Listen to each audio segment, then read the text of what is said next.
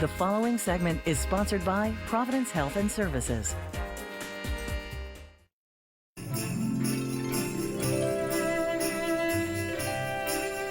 And there's a live look from the Inn at Spanish Head Resort Hotel in Lincoln City. Welcome back to Afternoon Live.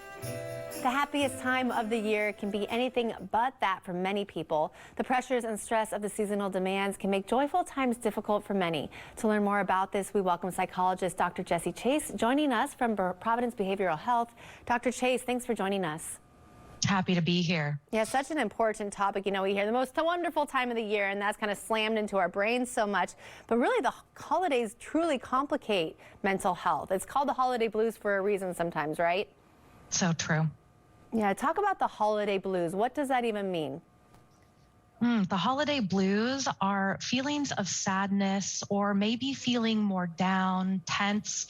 Some people feel a little more cranky or annoyed, and these types of emotions or experiences happen during our holiday season, usually November, December time. Yeah, share how the holidays affect people differently.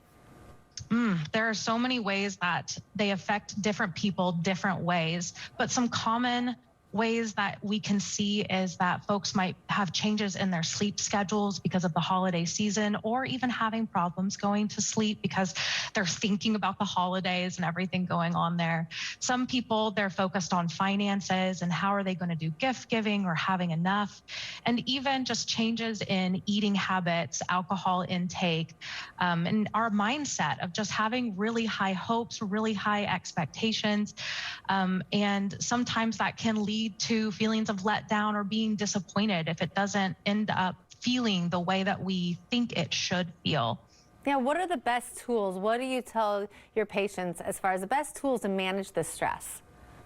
I tell them to pay attention to both their mind and their body to manage this type of stress, whether that is really focusing on getting the right amount of sleep, because it is a cornerstone of physical wellness and dealing with stress, getting the right amount of hydration, nutrition, even just moving your body on purpose. That can be walking or just stretching in your home, depending on the weather, as well as emotionally, making time to check in with yourself and ask, how am I doing right now? What's going on for me, in a kind and curious way, so that then you can find some ways to support yourself and take care of that emotional health that everybody has. But it's hard because of the expectations, right? I mean, there's the expectations from others that this should be a great time of the year and a wonderful time, and the time needs to be spent together. There's the expectations that we place on ourselves. So how do you manage all that to put yourself a little bit first in a season that you're told to put others first? I tell people that it is okay to say no. In fact, it's not just okay to say no whenever people are asking you to do something. It is actually necessary, because if we say yes to everything, we will overextend ourselves to the point that either we make ourselves sick or we're not able to create positive and enjoyable memories with our loved ones through the holidays. And so I just encourage folks, it is better to do less with more than to do more with less. What do you tell them to say to others instead of a flat no? Is there a nice way to kind of step back? Yeah. I talk with people about saying something like, that's not going to work for me right now, or let me get back to you about this. And it gives people some time to figure out what they want to say in more detail, or starting with, thank you so much for asking me to do this. And also, here's where I'm at and here's what I'm able to do.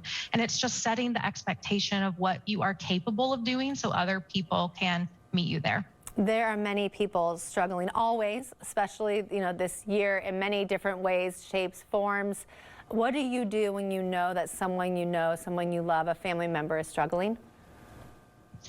I will check in with them and have a listening ear. We are not here to fix our loved ones' problems, but we can be present with them and listen to them while they are sharing what is going on for them, because sometimes really all they need is someone to hear them and be beside them while they're going through a hard time.